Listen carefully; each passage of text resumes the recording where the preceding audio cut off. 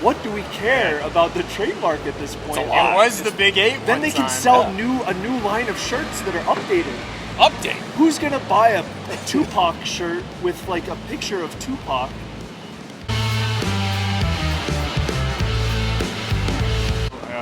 All right, you ready for this? I'm ready. All right, we got a new segment for you all. This one in the honor of Jay Leno, which he had a pretty bad accent. Jay Leno. You gotta love Jay Leno. You know, you miss Jay Leno. You know, he's probably fixing up some cars somewhere right now. I'm thinking about it. But headlines, Jay Leno, update. wrestled the late Hulk Hogan. Did he? He did. No. Yes. Also in a match with Karl Malone participating, I believe. So this will be an evolving segment going on, but we're going to take quotes and headlines around the leagues. It doesn't have to be sports specific, but first quote we're going with. Okay, this one comes out of the SMU coach. Okay. Now this is on the SEC. The SEC has the same schools since 1964 winning. He goes on to say that that's top heavy, not depth. I mean, when's the last time Auburn. Vanderbilt won the SEC? Yeah, Paul, you weigh in on this. You're a college guy. Well, so I really like this, and it's a little adjacent to this, but a quality loss because preseason rankings, because Alabama's preseason ranked number 1. Now, my alma mater, ASU, is the exact antithesis to preseason rankings at all, and not to hijack this from the SEC, but they were predicted dead last, 16th, and what did they do? They got first. So preseason rankings, I think, especially in the NIL era, where we're having all these transfers, how are these people on podcasts, right? Philip Lindsay, are just throwing stuff out there and saying, without how are we even knowing what kind of players are transferring into the programs, what kind of turnover in college is immense. So I think all of these preseason rankings where it's, hey, it was a quality loss because preseason ranked, they were ranked number 1. Right. But what do I care?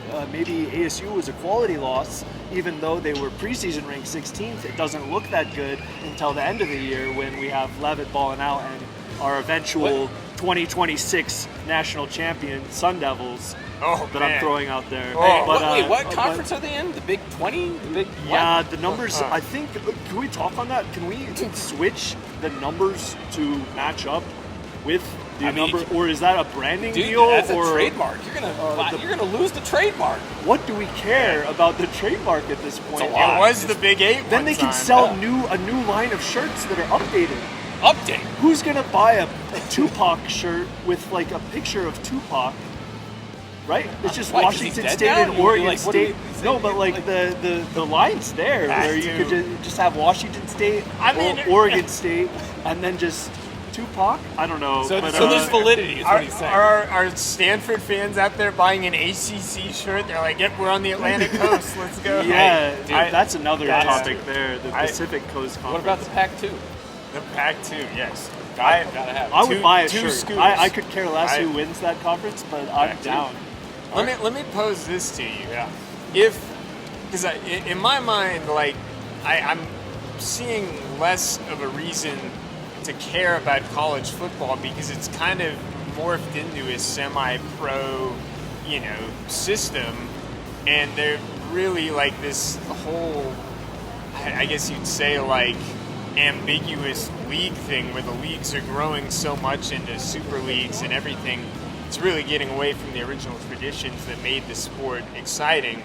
If you expand the playoff too much, doesn't that cheapen the regular season, which was always the whole novelty of why college football was more exciting than the pro? There is no novelty anymore, Mike. There's no novelty.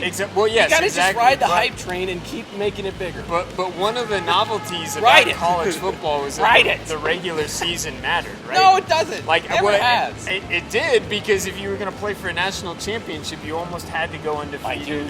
That's the oligarchs. What are we talking about? I mean, my thing is this. Like, last year, SMU was not a playoff team. They went to Happy Valley and got absolutely clobbered. They had no business being in the playoff. If you get to like a 24 or 28 game or team playoff, like we've heard kicked around, does that not make the regular season count less? And then you're watching games in September and October, and you're like, all right, it's all right. Yeah, and you could have the unfortunate reality of where it's like NFL preseason, and maybe you're not playing your starters in September because what does it matter if if you're number one preseason ranked in the SEC, like you kind of have a bye into that playoff system, don't you? Yeah. Even if you're playing your number 2 all year, that doesn't sound very fun to me. Like you see what I mean? Like let's say, like for example, one of the most iconic college football moments in the last 20 years, the kick 6, Auburn and Alabama. Now it would have mattered because it's a rivalry game, but that also pretty much sent Auburn on the path to the national championship game and took Alabama off the path. That was part of the reason why it was so such hyped. an important thing. Yeah.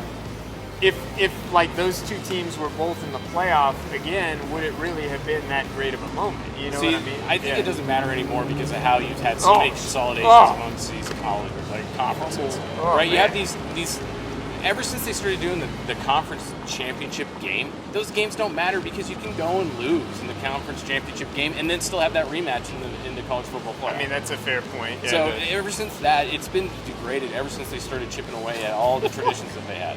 So, yeah,